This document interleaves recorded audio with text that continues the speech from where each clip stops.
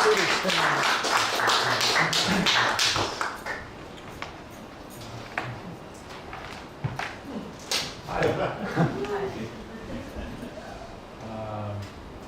it's probably a lot. It's a lot in there.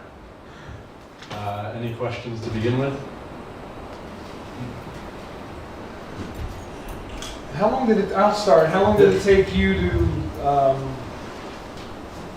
like, kind of from when you had the idea to when you finished, like, the final cut or the final edit? What was that process? It was about a year. I took a break in the middle to shoot the movie I mentioned in the dialogue with Rod Nilsson.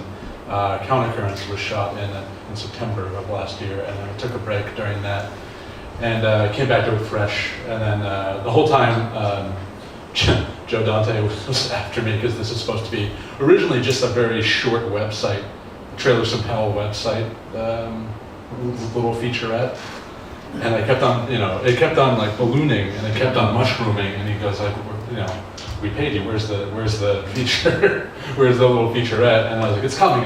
It's longer. It's more ambitious than we talked about, but it's kind of mushroomed. But it's on its way. And then when Joe finally saw it, he was just like, now I know why you took so long. But anyway, yeah, it took about a year with a break in the middle to shoot a narrative feature with actors and everything. So yeah. What do you see the counterculture as, like, today, like in our contemporary moment? Ooh, that's a big question, because I tell you, the more and more it's the crazy right-wingers who see themselves as the counterculturalists nowadays, and it's really kind of a total reversal of what we have known about it, and they've, perverted it as they do most things. So anyway, yeah, not to get political, but it's counterculture. I think means something a little different in 2023 than it did in 1968. Unfortunately.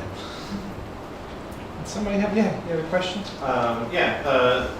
With it, you go down a lot of different pathways of where different movies will go into different branching out subjects regarding the desert and all that. I guess, how did you decide which roads you wanted to travel down as you crafted the essay?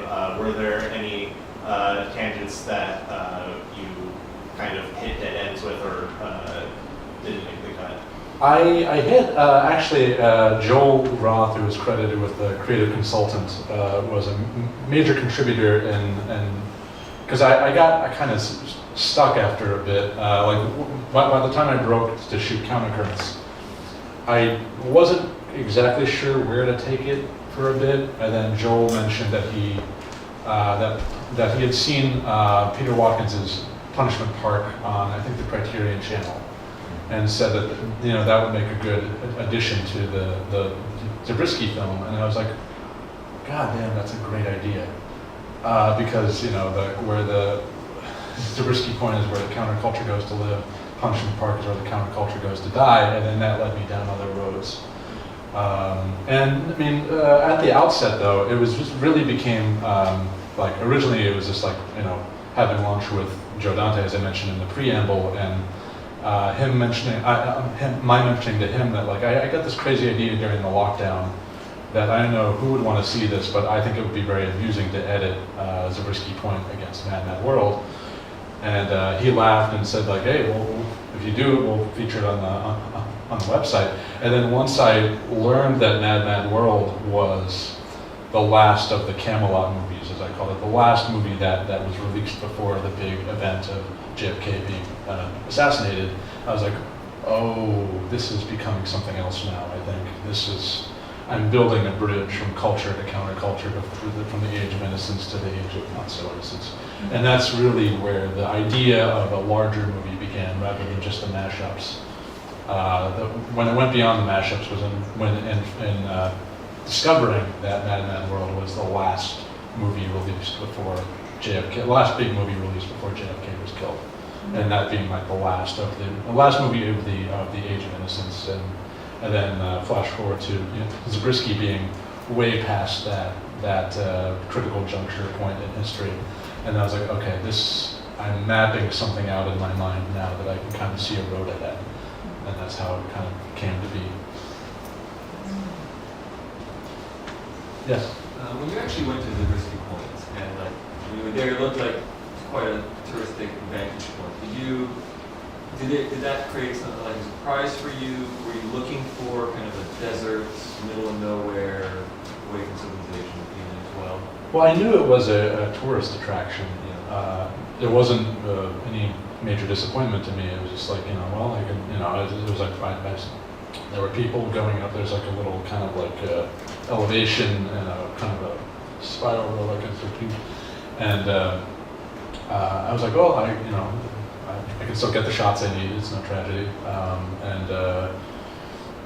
It's a contrast to when Mark and Daria in the movie Zabriskie Point were there completely alone. But I knew that, kind of going into it, and but yeah, I did. That was a really major experience for me. Was going to the site because that movie was, as you saw in those archival clips of me as a young kid, that movie was pretty formative for me as a young budding film lover. I had seen Blow Up first. I actually caught that on TV.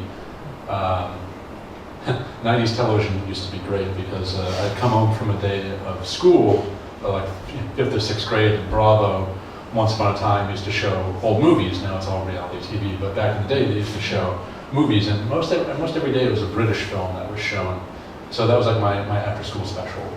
As I would see these mostly British movies on Bravo, and then one day they had Blow Up, and hadn't seen a movie like that, hadn't seen a movie like Ipcress File, which became another formative movie for me, and I came to befriend the director of that, who became my friend and mentor. So I was lucky in that regard. Never got to meet Antonioni, but of course, but I saw many films that were formative in my cinephilia as a kid, and after I saw Blow Up, I wanted to see other movies by Antonioni, and I guess I was interested in what he did in America, this country that I knew or thought I knew at 12, but what I knew of America, and of course that was another mind-blowing experience, and then to read that it was kind of lambasted at the time by critics was kind of jarring. It was like, I didn't get it at the time.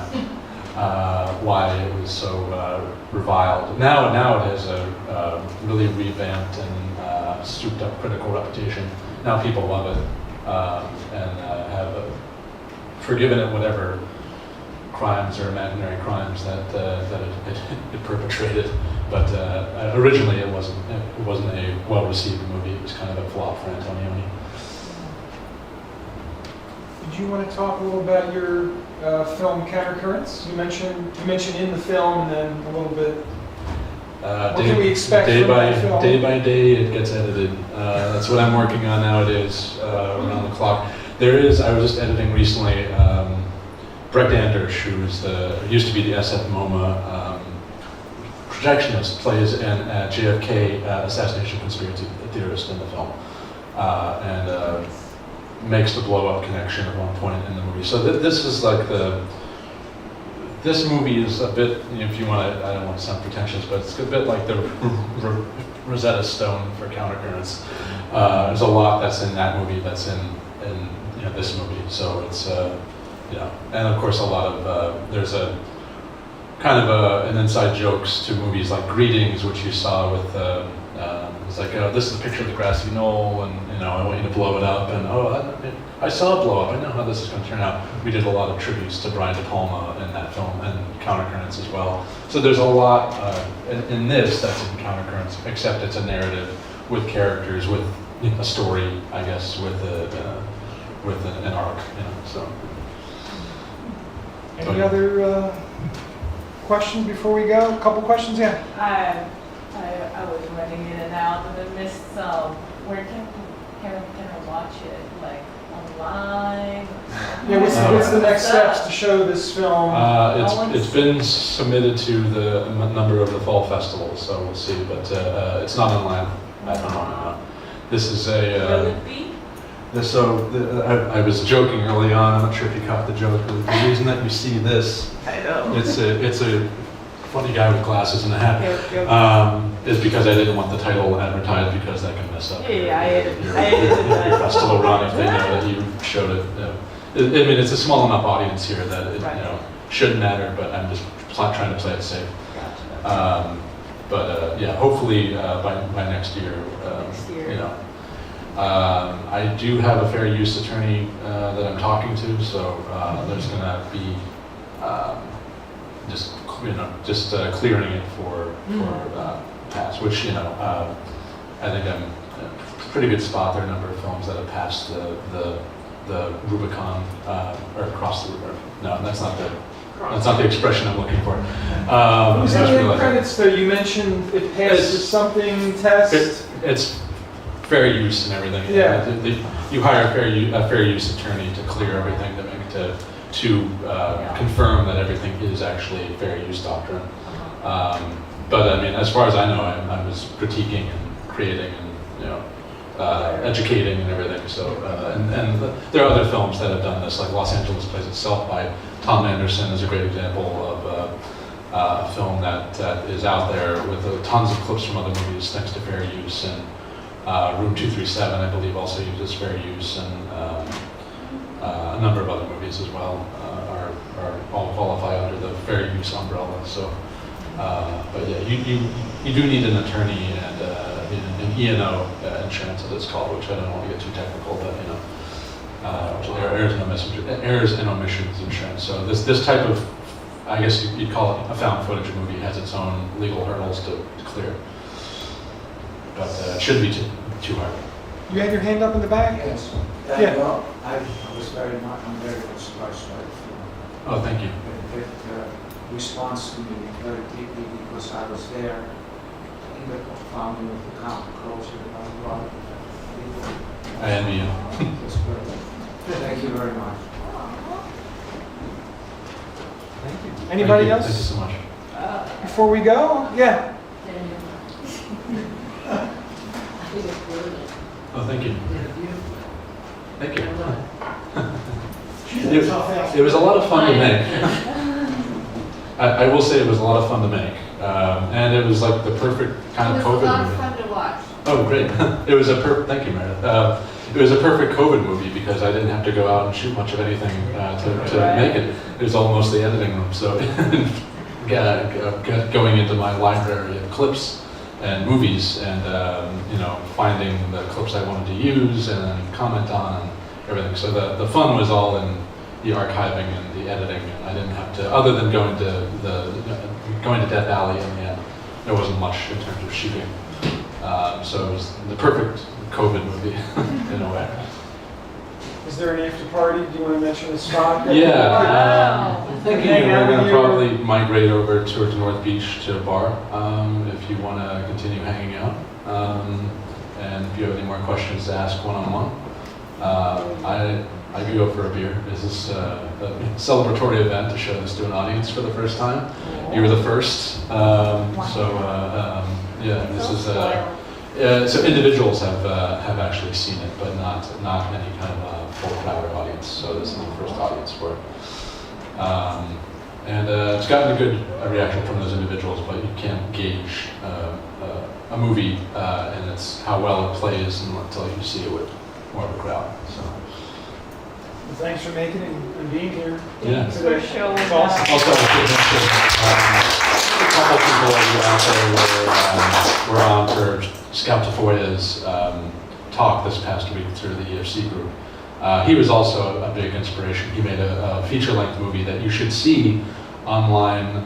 He works for RogerEbert.com and does video essays for them. He also is a critic for them. He made a film, a feature-length essay film, not too unlike this. We're using clips from movies of the era, called Via Ergo Viscera. And that was I love that. That's actually one of my favorite movies of the last 10 years, and it's available to watch for free. On just look up Scout Tafoya, and the title is Latin, so it might be hard to remember. But when I saw Scout's movie, after I got the idea about the assassination being the critical juncture point between the two principal movies, I was like, okay, I think Scout's movie is a really good